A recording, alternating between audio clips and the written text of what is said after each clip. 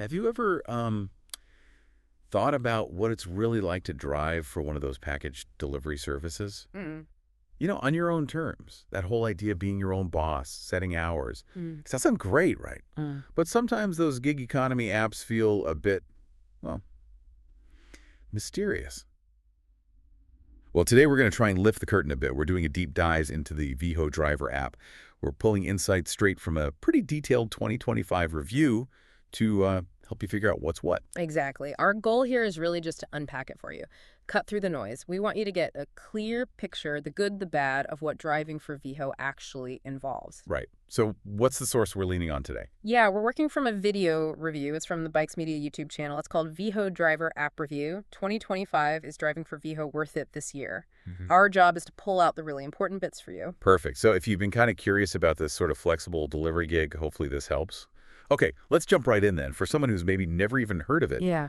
what is the VO Driver app, like fundamentally? Fundamentally, think of it as like a logistics tool. It's specifically designed for independent drivers. Its main job is to help you deliver packages efficiently. But the big selling point, the thing Bytes Media really hit on, is doing it on your own schedule. It's built around that idea of autonomy. Okay, a logistics tool, your personal command center maybe. I like that. So practically speaking, day to day, what's a driver actually doing in the app? Right, it's pretty much the main hub. You use it to see what delivery routes are available nearby. Then you can accept the ones, the shifts that actually fit your schedule. And once you've got a route, the app helps you manage all the stops, track packages, navigate everything right through to the last delivery. So it covers the whole process, from finding work to finishing it. Yeah, basically, from deciding you want to work, finding a route, picking up packages, navigating, to that final drop-off. It's all managed there. That sounds pretty integrated. Now, you mentioned flexibility, and the Bytes Media review really hammered this point home. What makes Veho's flexibility stand out? That seems to be one of their strongest features, honestly. It's not just a vague work whenever thing. The review made it clear drivers can pick very specific routes that fit around their life, like maybe a quick morning run before another job, or fitting it in while kids are at school, or just grabbing a weekend block.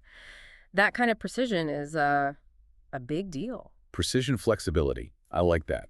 Not just flexible hours, but hours that slot neatly into your actual life. Okay, but the review also mentioned something that sounds almost contradictory in the gig world. Predictable income. Yeah. How does that work with Veho? Yeah, that's a really interesting point and probably a major draw for a lot of people. Unlike, say, ride sharing, where earnings can fluctuate wildly with surge pricing or tips, Veho, according to the Bytes Media review, offers a fixed payment for each route. Ah, okay, so you know the pay before you accept the job. Exactly. It's stated right up front when you're browsing the available routes. You Yeah. accept the route, you know the payout. It shifts the focus from chasing bonuses to just completing the task for that set amount. That must make budgeting way easier. Take some of the stress out, I imagine. For sure. That certainty can be a game changer compared to the volatility you sometimes see elsewhere in the gig economy, knowing exactly what a few hours will bring in. Right, so predictable pay is a big plus. Hmm. But the actual job still involves getting packages delivered efficiently. What tools does the app provide to help with that once you're actually on the route? Good question. The app isn't just for finding work, it's also your assistant on the road. It has built-in tools for scanning packages, for, barcodes and stuff, and integrated navigation. These are designed to make the whole process smoother, from picking up the right packages at the warehouse to finding the customer's door for the last delivery. So the scanning confirms you have the right stuff, and the navigation guides you stop to stop. Precisely. It helps keep everything organized, helps you stay on schedule, ideally saves time and fuel by optimizing the route. Okay, so it's kind of like having a digital co-pilot. It Yeah. knows the manifest, knows the map, keeps you on track. That's a great way to put it, yeah. It handles a lot of the mental load. Think about juggling dozens of addresses and packages. Without that support, it'd be tough. These tools are pretty crucial for making the job manageable. Makes sense. But, no app is perfect. What did the review say about potential downsides or frustrations with the technology itself? Right. Always important to look at the drawbacks. Bytes Media did flag a couple of things. One common complaint seems to be that the app can sometimes be a bit laggy, or it can really drain your phone's battery, especially if you're out for a longer shift. Ah, okay. And that's not just annoying, right? Your main tool is glitchy or your phone dies. Exactly. It directly impacts your ability to work, to finish the route, to earn. It's a serious practical concern, like your mobile office just disappearing mid-shift. Yeah, that's more than just an irritation. Definitely a risk factor. Did the review mention any other, maybe surprises? Things that might pop up after you've already committed to a route? It did, and this is a pretty significant one potential drivers should be aware of. Apparently, the full details of a route, things like the exact number of stops, the total driving distance, maybe even the specific neighborhoods, aren't always fully visible until you've actually claimed the route. Oh, really? So you accept it based on the time slot and pay, but the nitty-gritty comes later. That seems to be the case, according to the review, which means you might accept something thinking it's, say, a compact route, but find out it's more spread out or complex than you expected. Hmm. That adds a layer of uncertainty, doesn't it? Hmm. Kind of works against that predictable aspect we talked about, if the effort isn't fully predictable. It does. It means the time commitment or the fuel usage might be different from what you initially estimated based on the payout. It requires a bit of adaptability from the driver. Definitely something to keep in mind. So, app lag, battery drain, hidden route details. What about factors outside the app itself? Did the review mention any external things that can cause delays or headaches? Yeah, there are a couple of points related to the broader process. One thing mentioned was potential delays at the package pickup locations, like the warehouses. Ah, waiting around before you can even start delivering. Exactly. If there's a bottleneck there, maybe long lines or just disorganization, it eats into your driving time right away. And that's totally outside your control as a driver. That would be incredibly frustrating. Yeah. You're there, ready to go, but just stuck waiting. Mm-hmm. And another point raised was about driver support. Okay, what about it? Is help easy to get if something goes wrong on the road?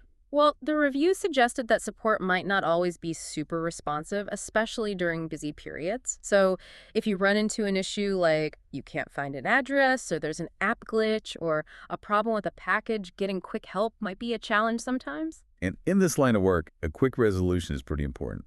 Waiting around for support costs you time and money. Absolutely. Time is definitely money in gig work, so unresponsive support can turn a small problem into a much bigger one. Okay, so we've covered the app's features, the flexibility, the pay structure, but also the potential tech issues, route surprises, pickup delays, and support concerns.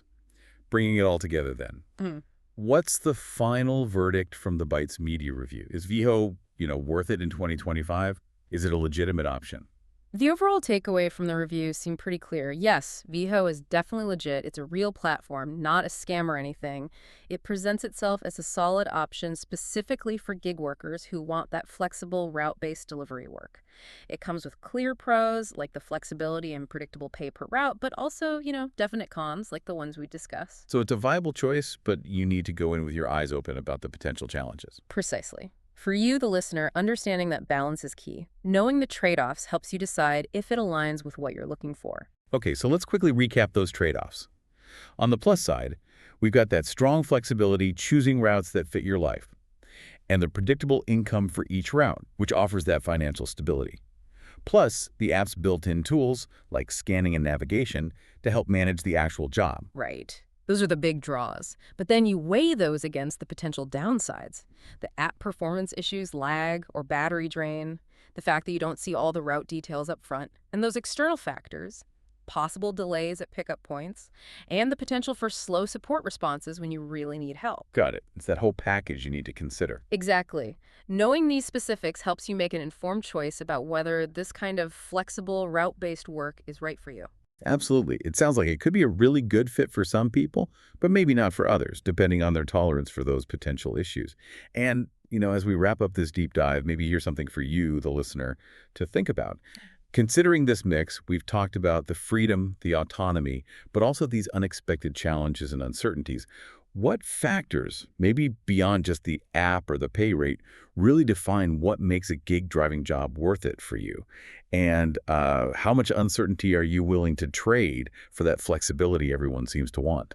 That's a great question to ponder. It really gets to the heart of navigating this whole world of modern work, doesn't it?